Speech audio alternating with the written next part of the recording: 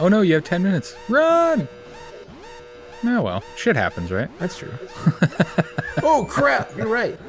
We gotta get out of here. Still though, I mean that's.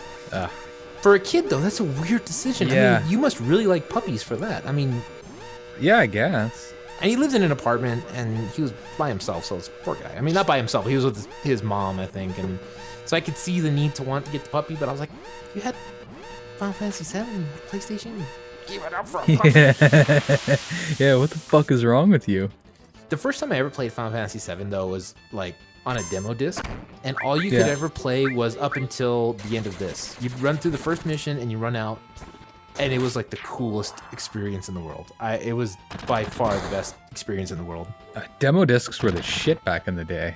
Yeah, they'd come in those like magazine cases. Oh, you can get them anywhere. You get them from Pizza Hut. You can get them at McDonald's. Yeah. They would come in magazines. All over the place, man. Like we never actually bought Cool Borders 1.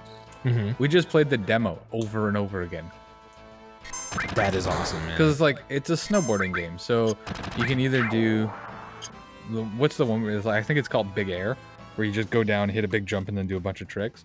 Mm-hmm. And then there was like 1 or 2 levels that you could play where it was just going down the hill snowboarding. I'm like, this would be pretty much what you do in the full game anyway.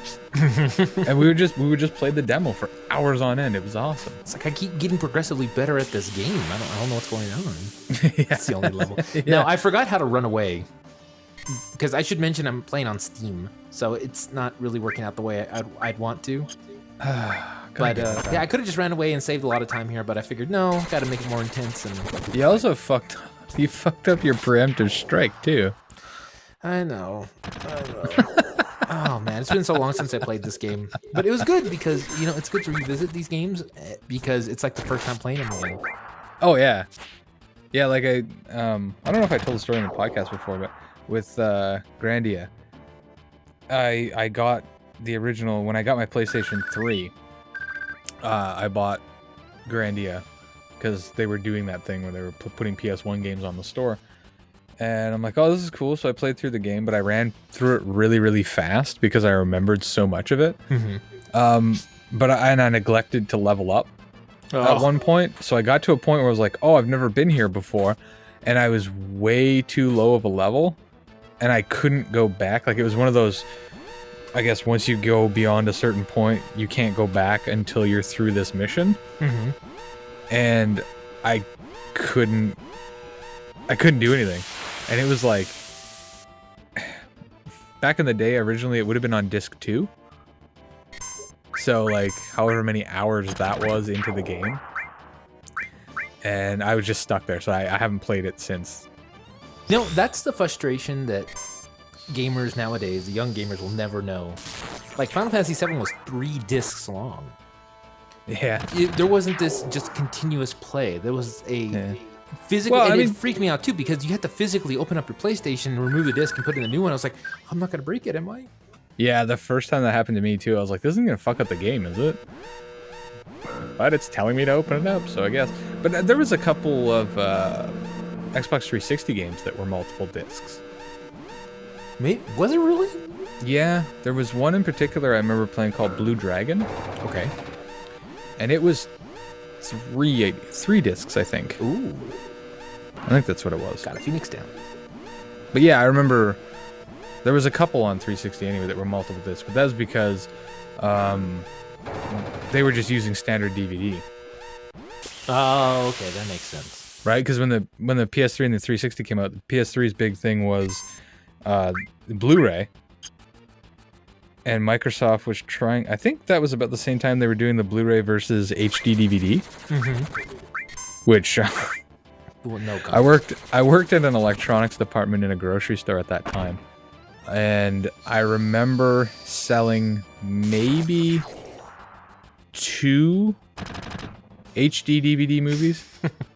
But everybody was buying Blu-ray from like day one. Oh, yeah. And I'm like, looking back now, I don't even remember the specs on an HD DVD, but I believe that the Blu-ray like just had more storage. I don't know what it was, but it just took off, and I could see it from a retail standpoint. I'm like, wow, I'm pretty sure HD DVD is gonna fail. But I think that's why Xbox 360 games, there's still a few out there that have multiple discs because they weren't using Blu-ray.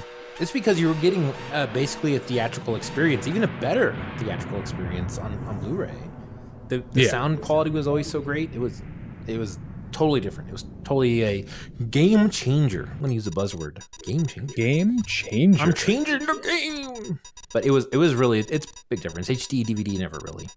Wedge. But you know what's weird? I never really cared about that stuff until I actually got older. Like when I was younger, I was like, I could still watch VHSs. I don't care. Mm-hmm. I don't know if that's because I grew up in the 90s and I was like, I mean, shit, to this day, I can still watch VHS. Right? I mean, it doesn't bother me. I'm not one of those people. Like, that's one of the things that drives me nuts about some of the Rooster Teeth guys, like Gavin in particular. Mm-hmm.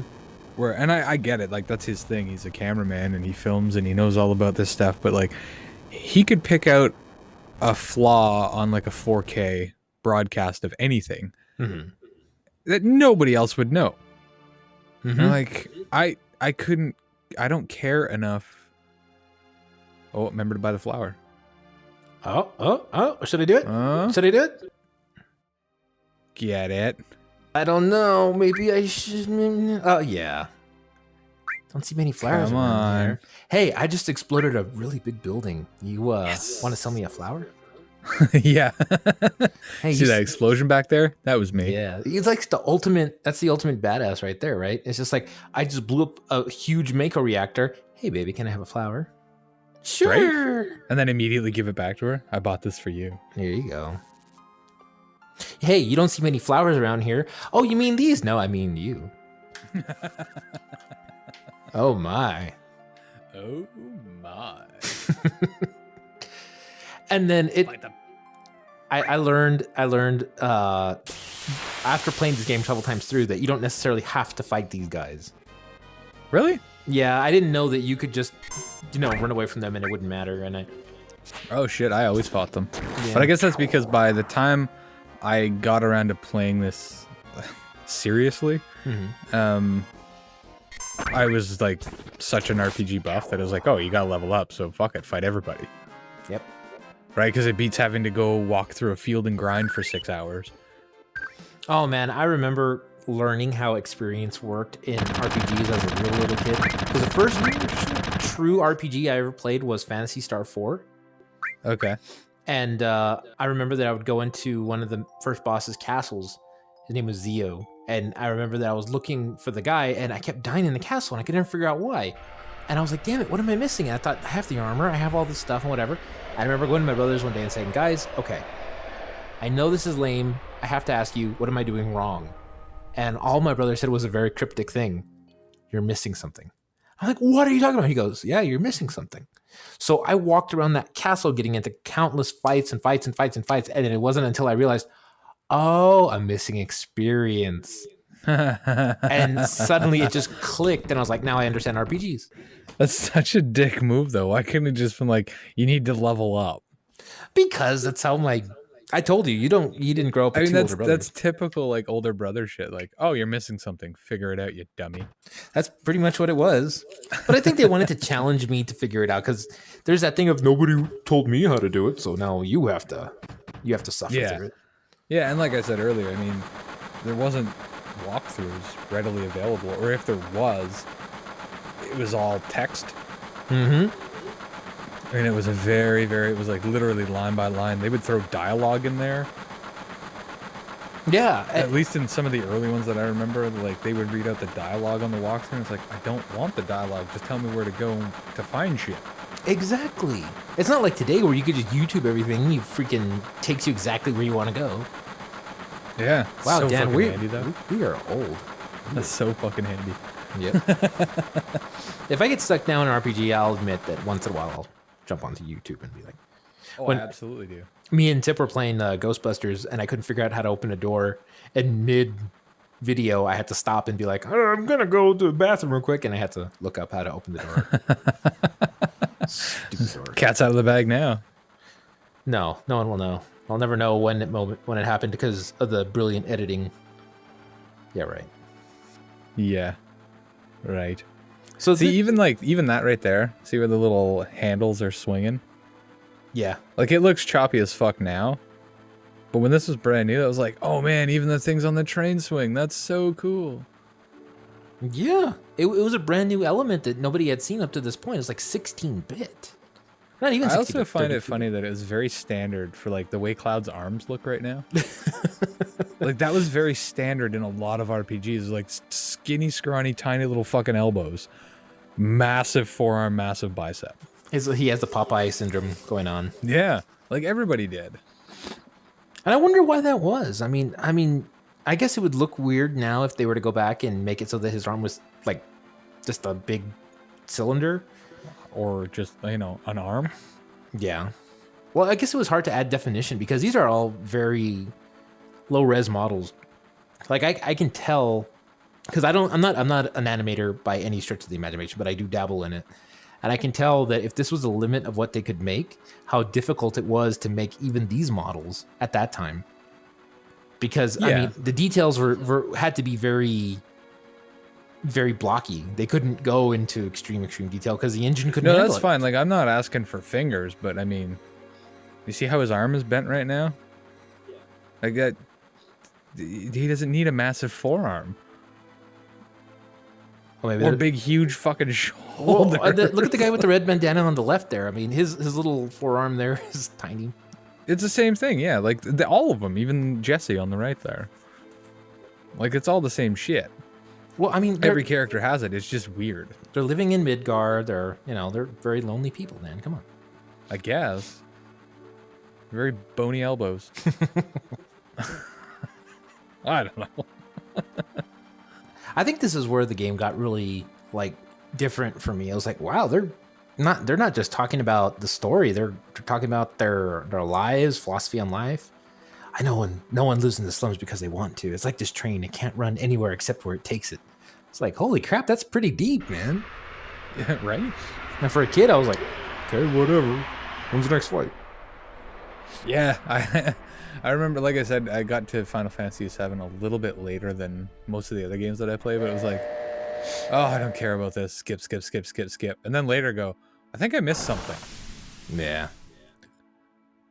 Just because I had been burned by a few RPGs before that, where it's like, some of the backstory just doesn't fucking matter. Yep. And I read through every line and got every little bit, and I'm like, what was the point of that scene? It has nothing to do with the rest of the game. That's really the sign. It got to a point where we get into these big long things like in this one, and I'm like, oh, skip. And then I'm like, oh shit, I missed an important detail. Yeah.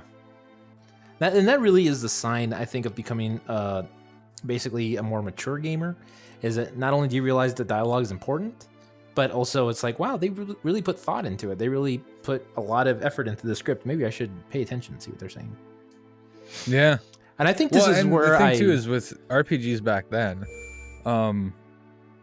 there was a lot of useful hints in that. So I mean, if you miss something, then you missed where you need to go. Yep. I think this is where I knocked off. So not to go, but we'll start recording, I guess, the next episode soon. So hopefully you'll join us for that and have a good time with us reliving a classic game, Final Fantasy VII. Yeah. See you next time. Bye.